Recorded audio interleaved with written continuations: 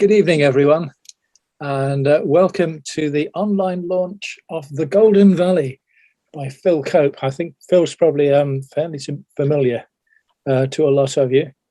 I'm Mick Felton, as it says on my little screen on Zoom. I'm the publisher at Seren, and this year we're celebrating 40 years of publishing from Bridgend, which is close enough to the Golden Valley to actually be in it, I'd say. Over the 40 years, place, whether it be in Wales or elsewhere, has been really important to the publishing that we've done. We published poetry and fiction and non-fiction, heritage books, and one of the prime contributors of heritage books to the Seren lists, and one of the prime contributors to the list of books about place has been Phil, with his Holy Wells books in Wales and Scotland and Cornwall and up the borders and down the borders. And now we've got something a little more local from him with the Golden Valley, which I said, close to Bridgend, close enough to feel like home.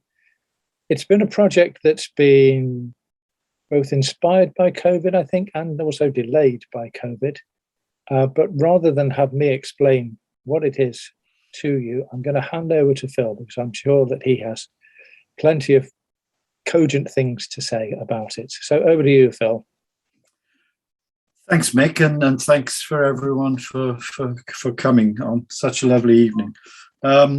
Yeah, I mean, as Mick says, I think the Golden Valley of all my books certainly had the most interesting genesis of any of them, really.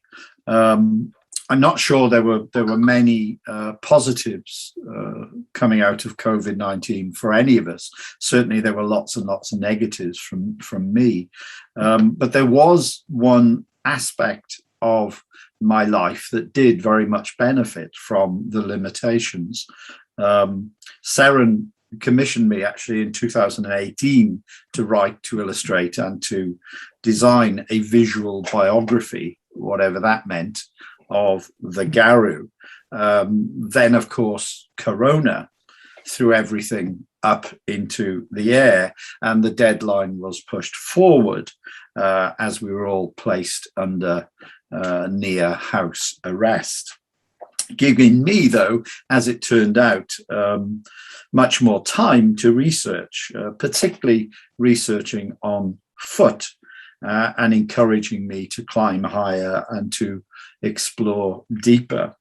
The pandemic's restricted agenda really meant for me the discovery of new sites and indeed new histories that wouldn't have featured in the book otherwise. And I suppose if you're going to be stuck somewhere, whoops, that's two pictures jumped. Can we go back one? Thank you. And I suppose if you're going to be stuck somewhere during a pandemic with its restrictions of 1 or 2 miles radius from your house, the top end of the Garw Valley, boasting its lakes, its waterfalls, its cycle and walking trails, and all surrounded, as you'll see, by hills and by history, it's not the worst place to be stuck. And if you've also been commissioned to write a book about the Garw during that time, that's clearly even better. My daily lockdown walks must have seen me cover every inch of the valley and introduced me to aspects of its past, and particularly, as I say, its deep past, which I and most other people apparently had been totally unaware of. Some of my greatest finds were of the Bronze Age, of long barrows and round barrows, the burial chambers that are everywhere up here, if you know where to look. If these were in Wiltshire, there'd, I think, surely be a big brown sign at junction 36 off the motorway, but for some reason there isn't. This short initial reading then is taken from the first chapter of the book. Some 340 million years ago, the land we now know of as Wales was much nearer to what we now call the equator. Dense tropical forests grew and were subsequently drowned as sea levels rose, crushing trees and plants below deep layers of water and mud, a process repeated on countless occasions over many millennia, transforming this rich sediment first into peat and then to seams of coal. The latest of the ice ages to scour and sculpt this area concluded its slide a relatively recent 10,000 years ago, since which time the Garrow's rivers and streams have continued to shape our hills and valleys. The Garrow's steep-sided bowl, its name translating as rough, harsh, or even unrefined, gives birth to its main river through a series of amniotic springs eternally reforming. And high above these waters, on plateau with almost always the very best of views and the oldest of ideas about how to live and how to die, are the remains of our burial chambers and ancient forts. Mostly unmarked on modern maps, these were the once sacred sites of the loose network of Bronze Age people we now know as the Silurs, who arrived in this area some 3,000 to 4,000 years ago. They made their homes and buried their dead on Garrow's mountain tops, sometimes accompanied on their way to whatever afterlife they believed in by copper daggers and spearheads, by flint knives and decorated beakers, sometimes deliberately broken, alongside a little food for the journey, and on the rarest of occasions, a cape made from gold. Most of these sites were and still are covered by earthen mounds, though some have been partially revealed by a combination of early archaeology and the fierce mountain winds. They hold the very deepest of our histories, only available today by walking high above the valley floor or searching deeper still within our imaginations.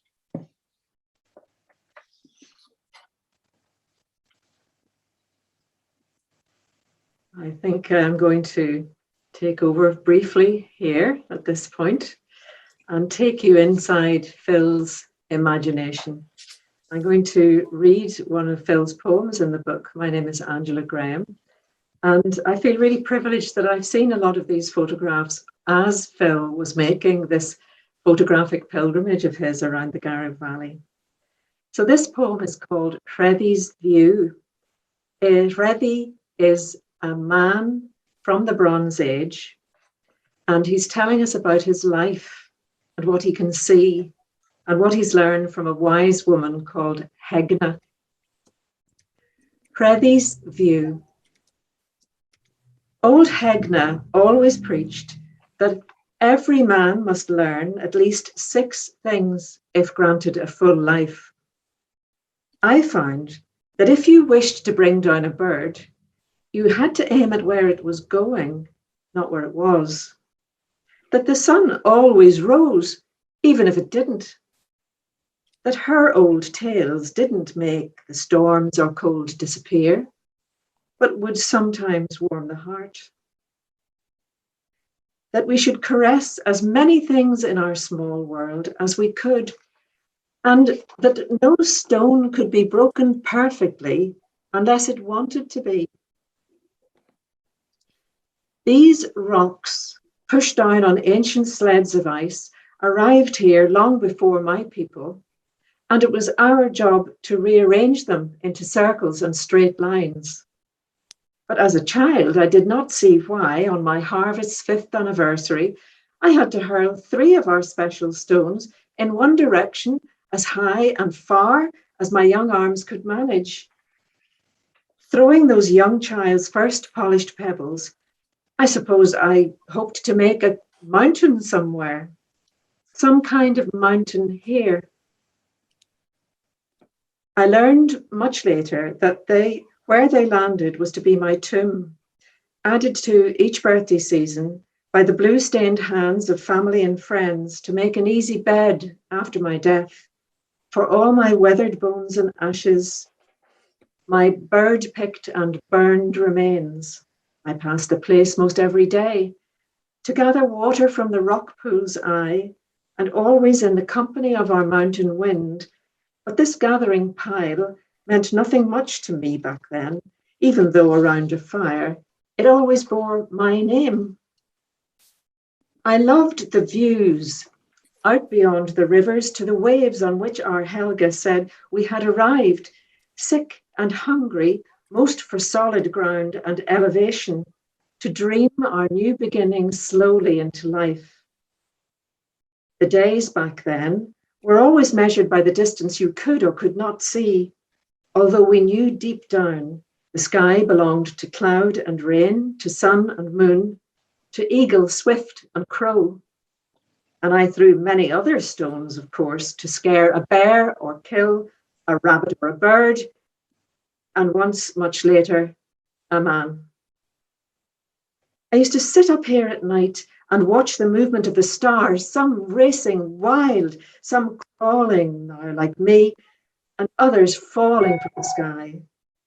As I too grew old, much slower now and nearly blind, this place assumed a new identity, a different character where, no longer striding rock to rock, my body shed of its influence, though feeling heavier, weighed down, it seemed, by air alone. I slipped and spilled my body's red one night into these stones, a day or two beyond my 20th season, and well before that darkening world of men arrived, more skilled in war and weapons than we were. A boy with my old water job found me up here, drained, pale, and broken as our granite. But Hegna always said that everything we touch or see or walk upon has its beginning and would one day find its end. And that, in any case, we were all living somewhere tiny, insignificant, wedged tight between creation and destruction, up to the river's sources and down to the hostile plain of the sea, enclosed by wooded hills of wolves and bears and fear. I tried to follow Hegna's tutoring and touched all of these stones up here, rode them through the air, heard their songs in rain and storm, observed their colours changing, listening in to their conversations with passing, nesting, creeping, grazing things. Mine always was an unmarked grave, of course, but when you climb up to my destiny of rock, stay and listen for a while and try to feel a whisper of what's left of me up here. Sit and watch the suns rise and fall, illuminating then extinguishing these boulders, and feel the heat or rain or wind upon your skin. And these sharp foundation stones, my bones, cutting into your bare feet. Thank you, Angela. Seren, as you got a brief glimpse of, and there it is, has just published Angela's very fine collection of short stories entitled The City Burning, which was long listed for the Edge Hill Short Story Prize. You really should get a copy if you haven't already. It's excellent. The Golden Valley then is a book in 3 parts. It begins with the time before coal, in a chapter subtitled Our Lending Library of Water, Earth and Stone, followed by its brief history of mining, subtitled Comradeship and Suffocation, which is a quote from a poem by Danny Absey. And then comes After Coal, subtitled You Cannot Hold the World in Darkness, which are the words of Garrow's Apostle of Liberty, Richard Price, writing in 1790. All three chapters topped by an introduction entitled 100 Springs and tailed by an epilogue, The Force That Through the Green Fuse Drives the Flower, which is from Dylan Thomas, of course. The ending being about the regreening of the valley, albeit today with an urban-sized population to contend with. There are also two of my poems included, one of which Angela has read, and the whole book is illustrated, as you will be seeing with my photographs. There are in the Golden Valley 304 of them in all. I counted before today. There's a great quotation which begins the Golden Valley's introduction. It's from John Berger, which some of you will be familiar with. He writes, "A friend came to me in a dream from far away, and I asked in the dream, 'Did you come by photograph or train?' All photographs are a form of transport and an expression of absence." I like that. For a photographer, a landscape which navigates between the vastest sweeps, from its hilltops and ancient settlements, right the way down to the micro, the minutiae of lichens, almost infinite varieties of growth on ancient rocks and trees, as well as the detritus of a century of life and, of course, sometimes death experiences that coal mining presented, and our varied, often conflicting responses to its sudden demise, is both an enormous inspiration as well as the greatest of challenges. Although the Golden Valley just concerns, on one level, a tiny 6-mile dead end, in both senses of the word, you might argue, valley, with a much, much smaller profile than its more famous neighbours, my intention was to try to pose some essential questions, not just for the Garw, but for all of our ex-coal mining areas, and indeed for Wales as a whole. The book's contemporary subjective nature concludes with an examination of the steps that we might need to make in order to place the levels of employment, to replace the levels of employment once provided by the coal industry with new uses of the land, uses more akin really to a partnership rather than an invasion, in what I've described as a millennia-long dialogue between the forces of nature and of humankind. So it's a book which I hope will both inform people of what's up here, the lakes, the waterfalls, the wonderful scenery.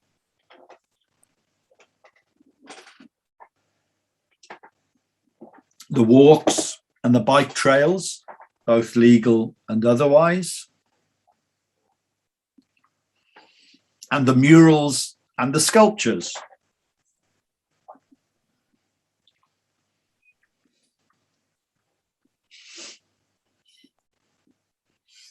This is, no, can we go back one?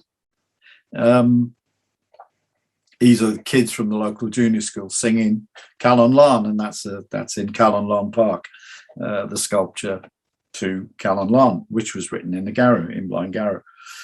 Also, of course, there's as I've already spoken about, the splendid, though mostly unknown, ancient tombs. But also, I wanted the book, as I say, to challenge us to explore new possibilities for places like the Garou, places which have seemingly been abandoned by history, new reasons, if you like, to exist. And this time without the physical dangers of mining, and with a cleaner, more humane range of answers to the question of why we are here and how we can now possibly stay. These then are just a few of my other favorite images, which I'd like to share with you, ones that I haven't shared already. This image for me, which is quite a complex one, incorporates in one photograph much of what I was exploring in the Garou Valley, the desecration of a century of coal mining, a lack of care for the earth and its riches, the stolen, burnt out car, and the forest fire, which you can see in the left and in the background, a very common occurrence up here in the Garou, but also the potential of the land, its abiding underlying strength, and the possibilities offered by new technologies. You can see the wind turbines in the far left distance and in the center. New possibilities for new ways of living more harmoniously with our damaged environment. The caption for this picture in the book reads, "Although I've claimed that it would be impossible to locate the single source of the Garou River because of the countless springs that erupt and fall wherever you look, if I was pushed, I'd have to choose this spring above Calm at the head of the valley." And I've taken some people up to find this. It's not the easiest place to find, but it's very rewarding. This, of course, is one of the valley's growing number of wind turbines, which, as elsewhere, I think, split opinion. And this is the historic Blind Garou Cricket Club. And this is Poppy. Hello, Stephen. I know he's here. Stephen Thomas's dog. And when we were out looking for long barrows one day, Poppy would not stop barking. This is one of the 3 long barrows that are next to each other. He would not stop barking at this ancient long barrow. It was quite strange. Next, I want to share with you 2 images from Nant Foch Wen, one of the many small, though I think beautiful valleys which flow down and into the Garou.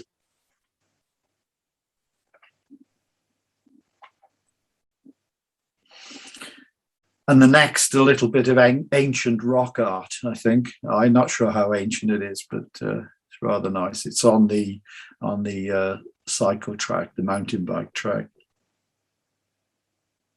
And finally, I think a bit of irony in this photograph, the very ugly Richard Price Centre fronted by a flash Ford Mustang. Unlike this image, though, the Golden Valley ends, I think, with something of a revelation for me anyway, a coming together of ideas rather than a contradiction, as in this picture.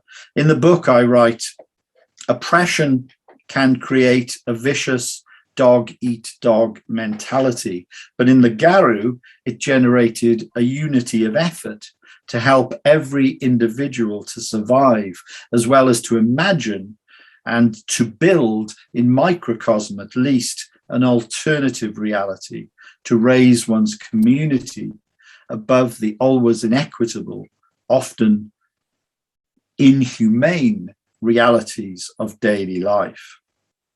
The most significant of the Garou's humanizing tendencies, of course, was the construction of places like the Institute in Ponticama.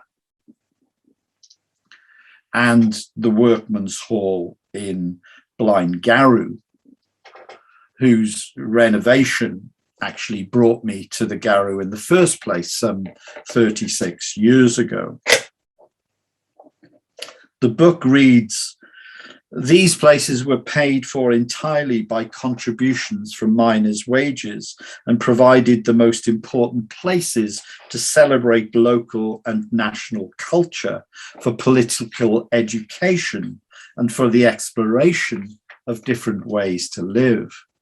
Large libraries of books and virtually every daily newspaper and journal published in Britain were available in these innovative centres, based upon the self-education and enlightenment principles of Llangyner's Richard Price and those that followed him. And out of the values that underpinned the Workman's Hall and Institute movement also arose the medical aid societies. Similarly paid for by contributions from miners' wages, they provided access to a doctor, medicines, an ambulance, to and from hospital, and a bed at Cardiff Royal Infirmary. Ideas, of course, which eventually crystallised into the establishment of the National Health Service in July 1948. But in parallel with all this, I was reading during my lockdown imprisonment how modern research, particularly in the earth sciences, was suggesting that the trees and the plants that I was photographing were actually not all competing, as we'd always been taught, and that in fact the notion of the survival of the fittest was somewhat flawed. I'd like to recommend a few books to you, books that certainly inspired you if you haven't already read them. Sadly, they're not published by Seren.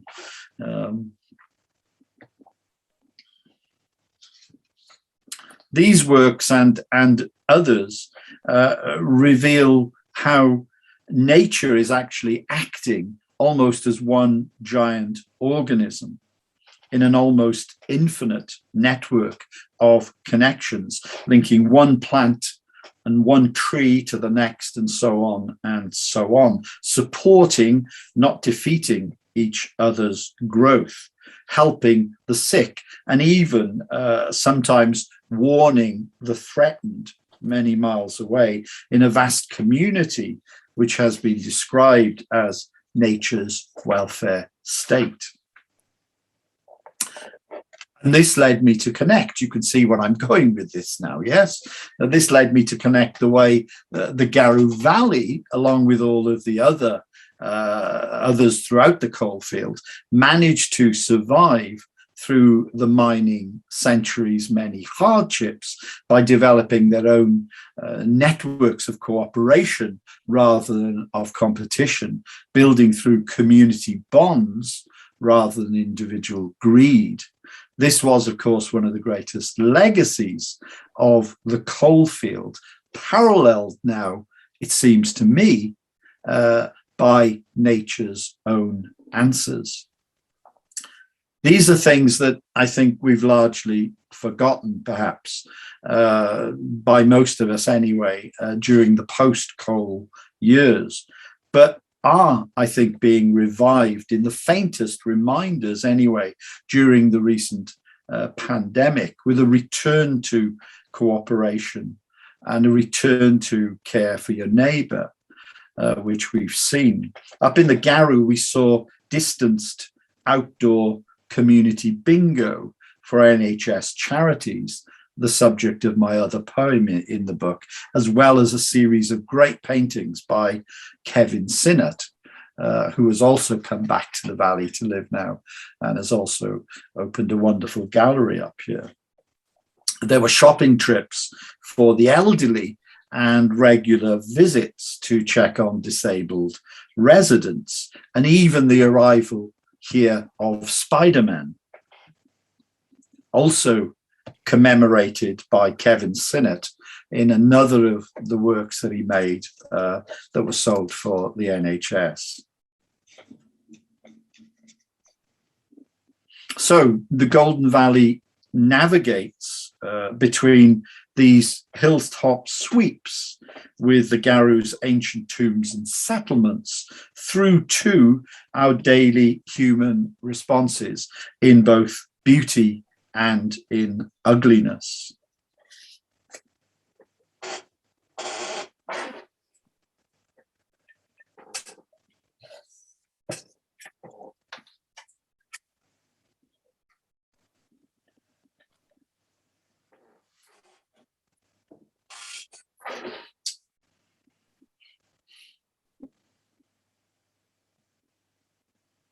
And on also to the minutiae of lichens, almost infinite varieties of growth. And in the process, the book asks, I hope, through these images and these words, what both of these seeming extremities might have to teach us about living in, and even, if we're lucky, surviving beyond the 21st century. I want to finish then with just a few lines from the end of the Golden Valley. The Garu is undoubtedly the most beautiful of all of the South Wales ex-coal mining valleys. But to visit it, you have to make a detour. It's not on the way to anywhere except itself, unless you're a bird or on a mountain or motocross bike, or are making your way up and over to the Ogmore or Llinvi valleys, or north to Blind Gwynfi and beyond. Any biography of the Garu must start with these hills, as well as with this water. The land's best conjuring trick is the river, always emptying itself, but always full, snaking before and still along the belly of the valley, taking the sloping land's easiest path, never uncertain in its simple objective, serpent-like in our once and possibly future Garden of Eden. And as history has made an about turn in our cul-de-sac home, we're already returning perhaps to a more traditional relationship with the land. In a combination of humankind's effort to say sorry and nature's own unstoppable reclamation scheme, greater celandine and common valerian are flowering like parables through the cracks in Garu's ruins, suggesting something possible. And bramble, broom, and common gorse, feverfew and primrose are rising up in nature's quiet fight back. Our new lakes are alive again, with trout and frogs, with dragonflies, ducks and dippers, coots and moorhens, and the always solitary and antisocial heron. And with the annual visit of a family of peregrines nesting in a western wall of quarried cliffs where stone was once cut to build miners' houses, our recently despoiled habitats are being recolonized as nature is returning to its briefly interrupted residences and reclaiming its goods. The land has remained. Beaten up, of course, its flesh in places gored, but scars heal. The days of coal mining now as unimaginable for most of us as the ages of ice, or those of the building of the cairns to bury the dead. And even if none of our most recent and dreamed of schemes for survival work out for our complex and contradictory species, no matter. The grass, the trees, the bushes will soon grow high through the windows of our abandoned houses and shops, our churches, schools, and workmen's halls and institutes flourishing once again where they once used to flourish. The extremophile lichen on the rocks of the burial chambers of our Bronze Age Silurian ancestors will continue to spread like radiating stains over the stones. These, in truth, were always the real survivors anyway, tolerant of desert heat and Arctic cold, of irradiation, pollution, and even being shot into space. So coal mining's brief history of poisonings has left little more than a faint mark. The coal, which brought droves of men and their families here a little over a century ago, took 250 million years to create. While decaying trees and plants were swamped and compressed, every 20 feet of vegetable debris producing just 1 foot of coal, it took us less than a century to exhaust it.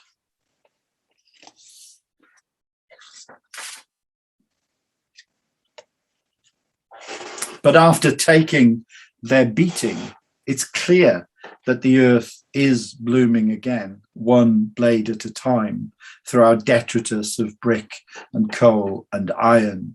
And as the sun continues to rise and set over our Golden Valley, the only real question for us today is whether we will decide to throw our weight behind the inevitably victorious team or not. Thank you.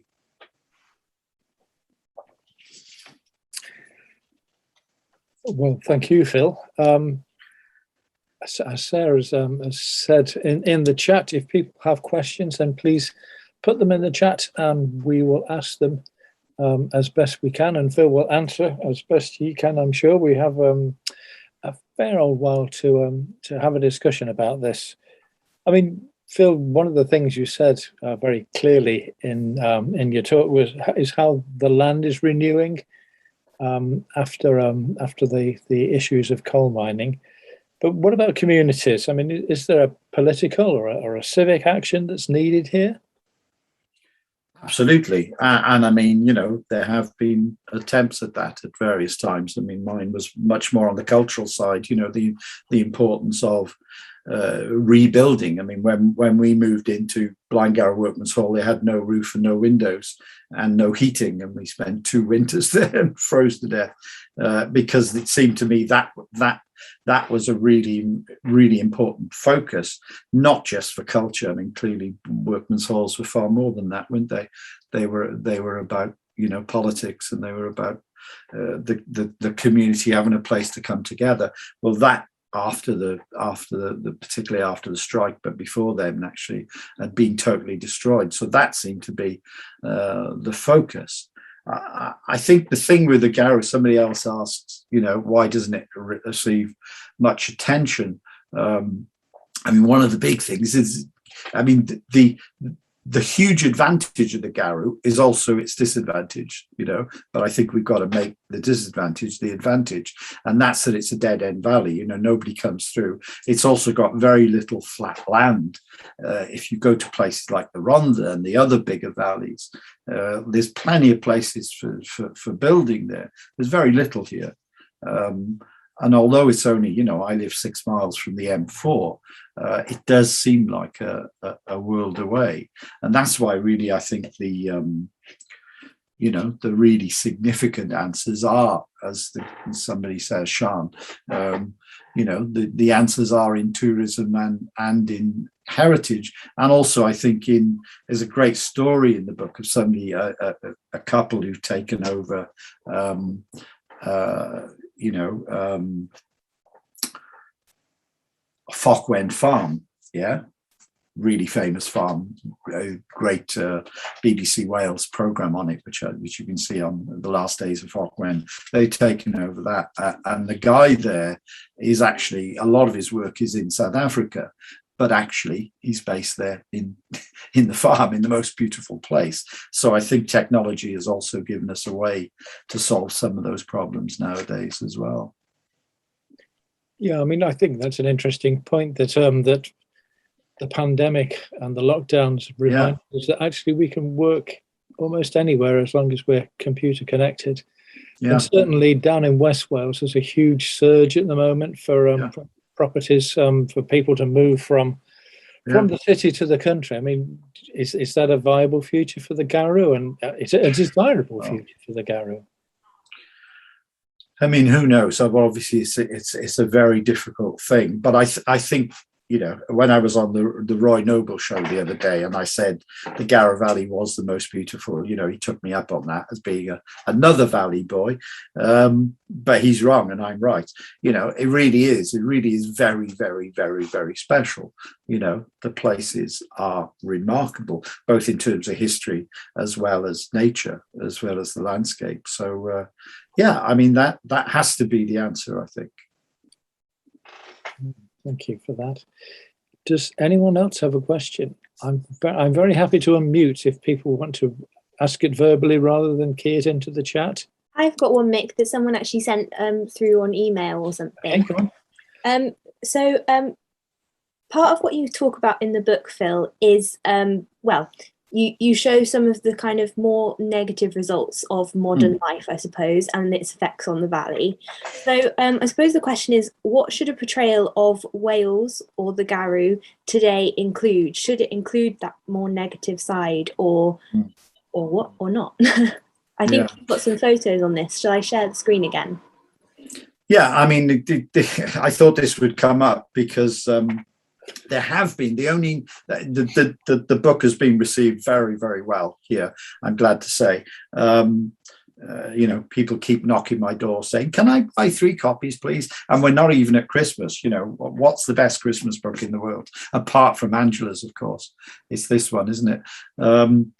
But yeah, I mean, the only criticism that I've had, and it'd be interesting to know what people think, is that I have actually included within the book some of the less appealing aspects, if you like. You know, looking at lack of job opportunities, particularly for young people, the lack of investment in the valley generally, the derelict shop fronts, you know, some of which look like they were last changed in the 1930s, and in particular litter. You know, I do say in the book that I could have made a whole book on Garoo littering. I really could, but I decided, because I didn't want to do that, I decided to concentrate on just one place, and ironically, it's one of my favorite places in the Garoo, being so interested and passionate about holy wells. This is Sweet Wells, 2 waterfalls. You show the other picture. There's 2 waterfalls right next door to each other that flow down from an ancient holy well that actually used to provide most of the water for the drinking water for the valley. But for some reason, I don't know why, it's become a real magnet for dumpers. You know, a burnt out car there. Another time, I mean, every time I stop, you know, come on.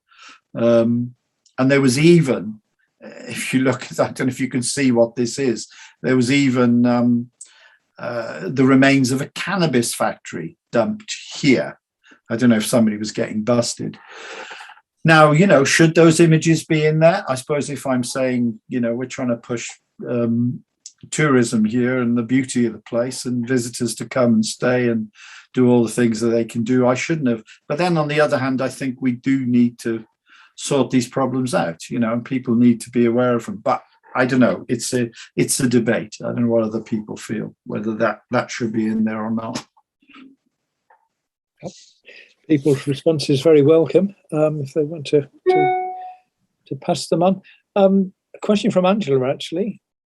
She says, I can understand the importance of tourism and heritage, bringing outsiders in, but what about the inhabitants and their needs to connect to the wider world? Yeah, well, good question. You know, the 2 things can run hand in hand, can't they? I think to a degree. Certainly when in terms of culture and in terms of tourism and heritage. Certainly when we were up when we were running Blind-Garrow Workman's Hall and Valley and Vale up in the valley, we were the second highest employer in the valley during that time. You know, there are two other sort of factories in the valley, one fairly small. So I think making it a place which is a magnet, not for litter, but for visitors. You know, I mean, I showed a picture early on about the Royal Hotel, which was a wonderful place with it had the stop sign in front of it, or the stop on the floor. You know, we need places like that done up. I mean, the other thing that regularly happens, and that had bedrooms upstairs, you know, you could stay. It's a fantastic place. Now it's derelict. The other thing that I did a long time ago, you know, this is the birthplace of Richard Price. I don't know how much people know about Richard Price. If you were Americans or you're French, you would know about Richard Price. If you're Welsh, you probably don't. The Apostle of Liberty, you know, great supporter of particularly the American Revolution. They offered him the job as being whatever the equivalent of the Chancellor, the money man over there. And he didn't go because he didn't like traveling, you know, which in those days was hard work.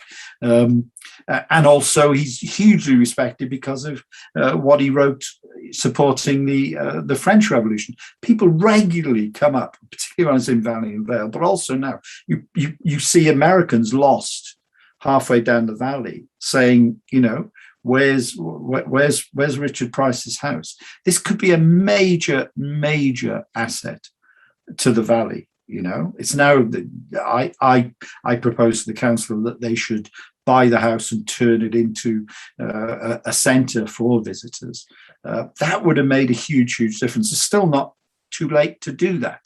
So I think, you know, history, beauty, heritage. There's the Railway Society here is trying to get the railway reopened. You know, they've got an engine, they've got the carriages, they've got all kinds of stuff. That's the kind of investment that I think needs to be put in, you know, as opposed to investment supporting the celebration of coal mining for two reasons. And the main one being that it's being done elsewhere, you know. Avon Argoed has got a museum just over the way, and obviously there are big places like Big Pit. We could never compete with that.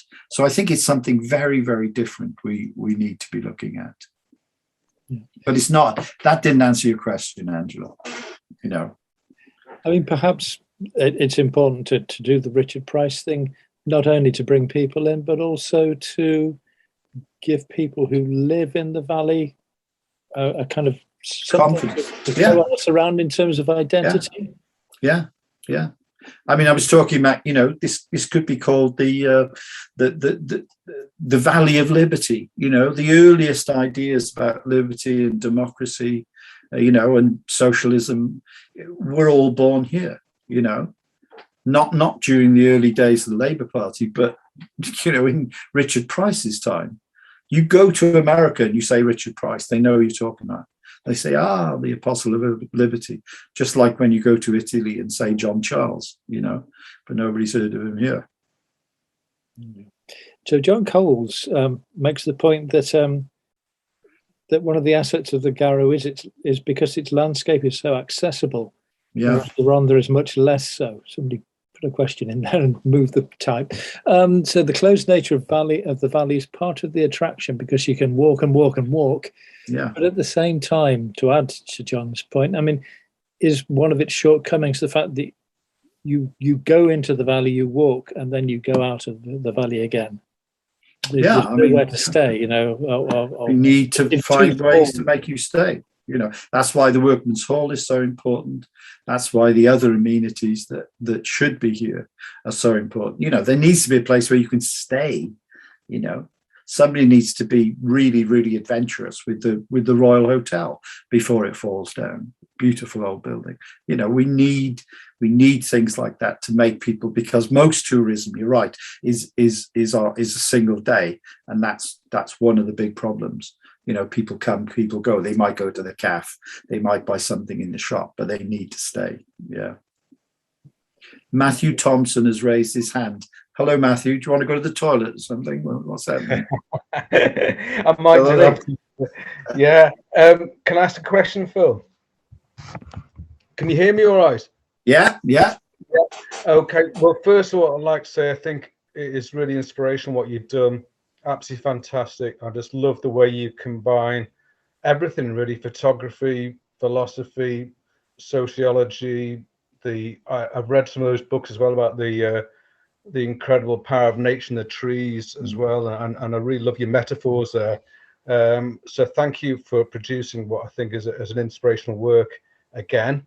The question is, just from a personal interest, did you find much evidence or impact of the age of the saints on the valley?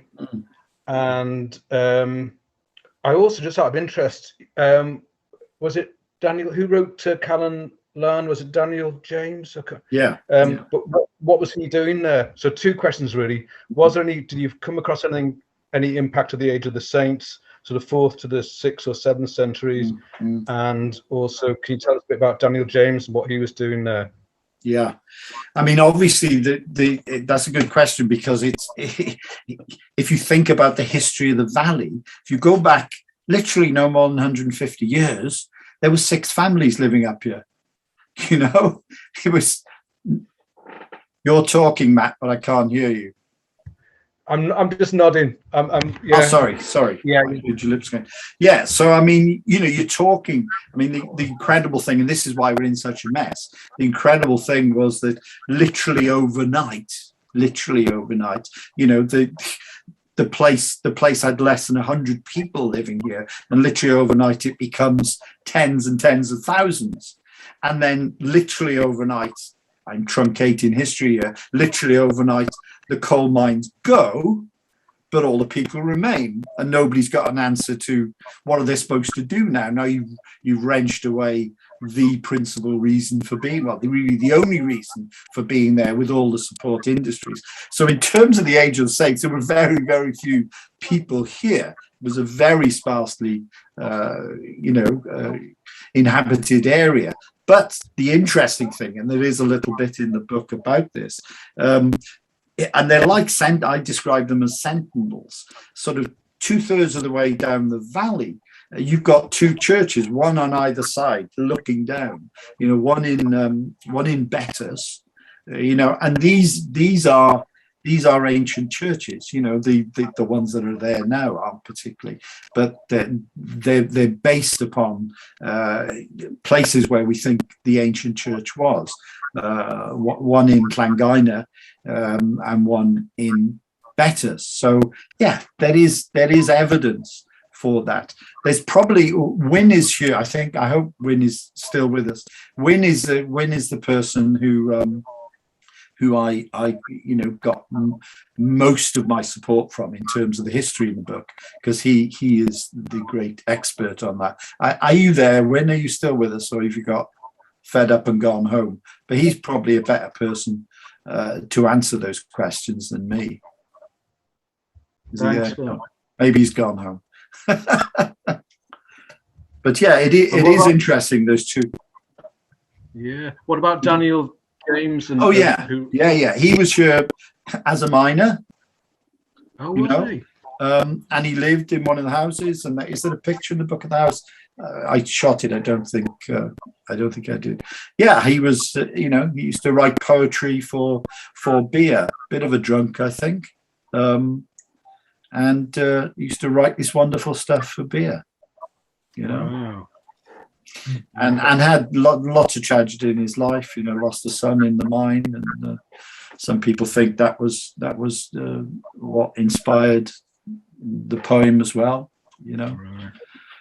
But yeah, would write you a poem for a pint. Maybe that's one of the answers too. I don't know. So there's been a couple of more points, I think, as much as questions. John Coles again says that we must fight harder for the assets of the valleys.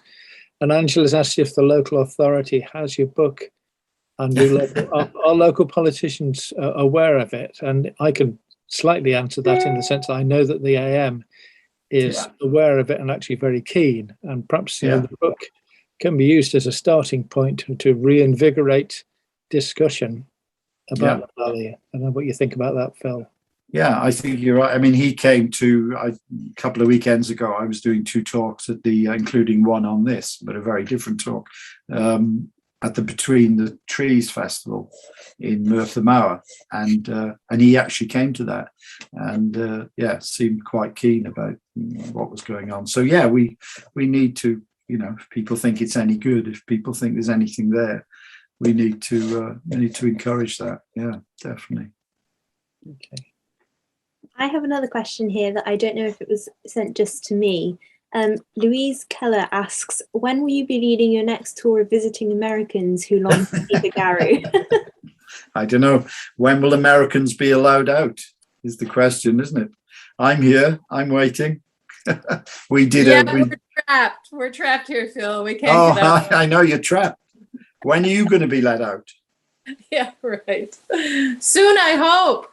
It's such a wonderful book. We have been able to get it here in the US. How do you manage to do that? Because somebody today rang, because how did they get that, Mick?